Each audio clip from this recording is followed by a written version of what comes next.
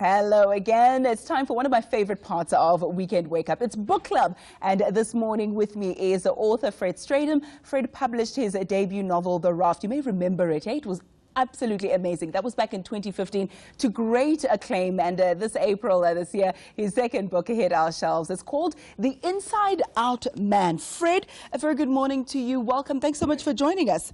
It's been described as a surreal trip. It gave us weird dreams in a good way, says S.L. Cray. And also a jazzy, surreal mind bender of a book. Tell us more. Yeah, well, it's a very dark book, and it is a little bit twisty, and I think I've drawn on a few genres and tropes that I really appreciate and like, and there's a bit of Hitchcock, and anybody who likes a bit of suspense, few characters locked in a confined space over a period of time, and things eventually get out of control, as things tend to do in fiction, and then and with hopefully a nice big payoff at the end. So I love it. You're being extremely vague, which is I can tell you what it's about. I actually wanted to go right in there because I read a little bit of it. I must be honest, I couldn't finish it because half the time you're going, oh my goodness. Right. What in the world is happening? Right. You know, it's an absolute mind bend, as you said here. But basically, a brilliant jazz pianist, Brent. He lives from gig to gig in a city of dead ends. He's plagued by fragmented visions of the past, and this is where we go zung zung zung. And has resigned himself to a life of quiet desolation. And all this changes when a rich admirer of his comes to the picture. He proposes quite a devilish idea there, and Brent begins to question his entire reality. Exactly. Yes, this down-and-out jazz musician meets a very wealthy and eccentric jazz fan named Leonard Fry, and Leonard says, look, I love the way you play.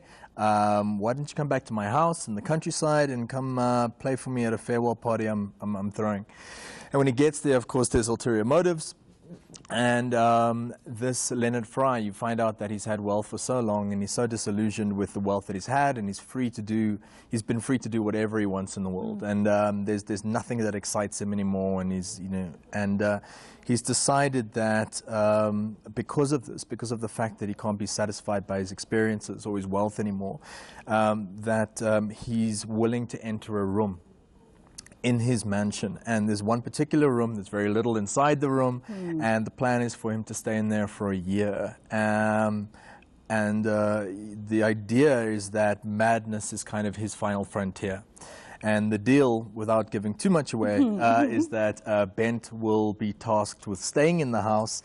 He can use all the toys and the cars, and he can do whatever he likes, but he just has to put food through the door 3 times a day. He can't open the door, he can't speak to the man in the room.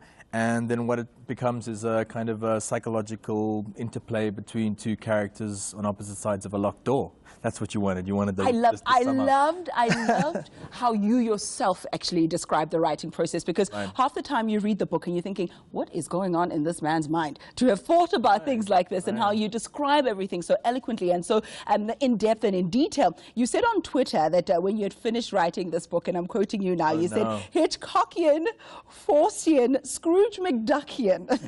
This one fried my brain, close quote. Why did the writing of InsideOut Man fry your brain? It was, as I said, it was a very dark book to write, and the characters are kind of despicable. I mean, even the main character, you hope you can write a character that's likable and that people can empathize with, but these characters are in dark places. So you spend, it took 2 years to write the book. You spend all that time with those characters, so you have to be very careful that, you can compartmentalize your life so that you don't stay in that dark space the whole 2 years.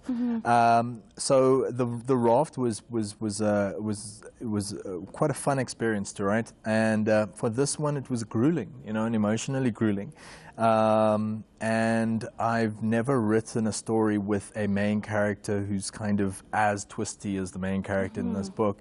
And at some point in the book, he has to do something that's kind of a bit horrible, and you have to get this character that you've entrusted to the readers. You have to get this character to do this thing, but but to not lose your reader and to have them come along for the ride, which is always twisty and tricky. And I'm glad you juxtaposed The Raft with this particular book as well, because The Raft, it's a story about, when everybody loses their memory and the journey that unfolds thereafter. And I wanted to know from you, what the process was adjusting. You've answered that question already. But the fascination that you have with our mental agility as human beings, the processing of things, our cognizance and all of that, is it something that you're interested in? Yeah, I mean, very much. I mean, both books are very much about identity. Yeah. In The Raft, everyone loses their identity because there's a kind of a global amnesia. In this one, yeah, I've mentioned it a couple of times, but we live in really mad times. I mean, I was just sitting here, before I came on, and you look at the banner that goes across the bottom of the screen, and the world's a crazy place, and it's become more overwhelming because we're all linked into it, into our phones, and and news filters into our lives so readily and so frequently that I think a lot of us find it very overwhelming. And the main character, I mean, part of the reason he goes into this room is a very kind of extreme reaction, and he says, the world's gone mad, and I don't see my place in it anymore, and I don't know where to go. And it's the one thing that we never afford ourselves is absolute kind of detachment, solitude, from everything, even at the cost of what could be insanity or what could be madness. And he says, look, it's mad out there. I'm going in the room. I might go mad in here, but at least it's madness on my own terms. Yeah, he dissociates. He dissociates. So in that way, I mean, you can understand why he does it, even as kind of insane and mad as he might come across. I love it. And talking about insane and mad and how it's a crazy period, I hope you don't mind me going into the personal, but you have a lovely little bundle of joy, an 11-month-old who's been keeping you up at night, so I do appreciate that I you're know, here I've been today. struggling not to yawn here. Yeah, no, you're doing very well. No yawning so far. But how is that like? I mean, the timing was absolutely impeccable, because, I mean, you can imagine if the baby was there and you were still writing, that would have been a little bit tricky. Yeah, look, it wasn't a coincidence. I knew that he was coming. And I was like, let's get this book done. Yeah. And then, I mean, he's incredible. His name's Charlie Max, and he's 11 and a half months old at the moment. So we're in that. You're in the thick of things. We're in the thick of things. Hang on in there. They do eventually sleep. But it was good. I finished the book, and it gave me time to really focus on my wife and on my son. And now and then over that period, it was just a case of editing and doing some publicity and whatnot. And fortunately for him, I was totally out of the realm of this dark world that I've spent so much time in. So so that's good. And now that he's here, it's he makes you think in new ways about what it is that you want to do next and how you want to write, and I actually wanted to ask you if he's changed your perceptions at all, and he's going to make. I don't want to become a kind of sappy old dad just yet. Oh, there's nothing wrong with sappy old dad. I still want to write fun stuff for adults and whatnot, but I do think, maybe I should sit down and write something for children. That would be really nice. And then you must definitely come and share it with us when Absolutely. you do. But how is the book doing? How has it been received thus far? It's, fantastically well received, and it's interesting because you write one book, and The Raft was very well received both here in the States. This one will be coming out in the States in November, and I think for a lot of authors, there's one. I've been told by, even my publisher, that a lot of authors write one book. They spend their whole, Stephen Fry says, your first book takes the longest to write because it's the one that you spent your entire life working towards finishing.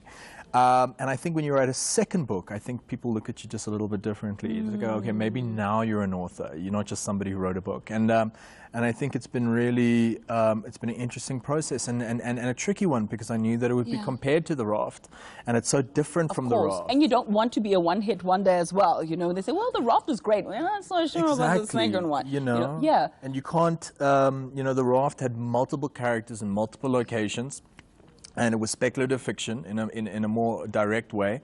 And I knew that if I did something similar to The Raft, it would either hold up or it wouldn't. So the idea was to just subvert everyone's expectations and do something as kind of far left field as I could.